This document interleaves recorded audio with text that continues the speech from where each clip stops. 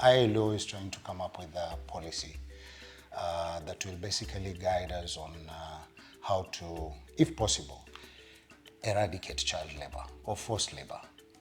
A program has supported in the formulation of the Nairobi City County Child Protection and Safeguarding Policy. And this policy will go a long way in safeguarding the rights of the child. The child will also be protected in terms of child labor. Bungoma has high numbers of labor issues, child labor issues, and trafficking in persons because we border Uganda. And also Bungoma is a recipient and an exit point. But ILO, basically, it was very important for them to come in, especially on understanding the highlights about child labor, forced labor, and trafficking in persons. CAPSA project has been in Kajiado, I think, for 2 years now, and their presence has really helped, especially within the border area, where we have a lot of challenges in terms of child labor and incidences of child trafficking. The aspect of community capacity strengthening of the communities in terms of identifying the perpetrators when it comes to child labor has actually, that awareness has really impacted on the community. For Kwale, we have done the preliminary stages of coming up with a child protection policy, which will encompass issues of child labor. And as we speak, we are meeting ILO CAPSA, who is taking us through the process of developing a child protection policy for Kwale County.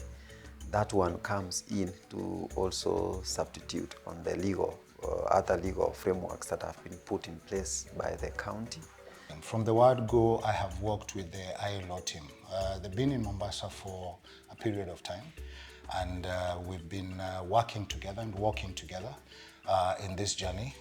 Up till now, where we are now working on the policy, we've been discussing a lot of things. First of all, doing a research on the impact of child labor within Mombasa, who is actually involved, who is the culprit, how are we supposed to,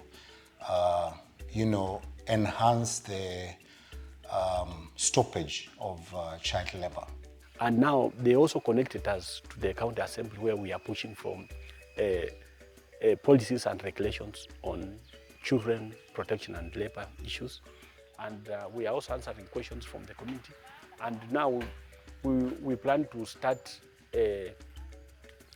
establishing and forming child rights clubs and child labor clubs in schools, where we want children and even the children assemblies to understand issues of child labor, monitor and report.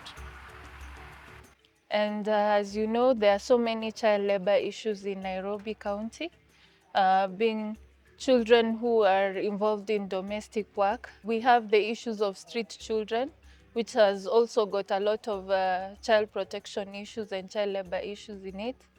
And also generally child trafficking. So the policy will go a long way in protecting the rights of the children in Nairobi County.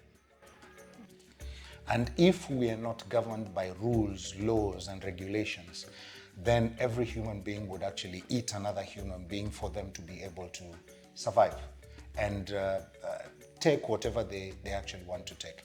Hence, the reason as to why we need policies, we need regulations, we need laws, and the acts of parliament that we are actually working on.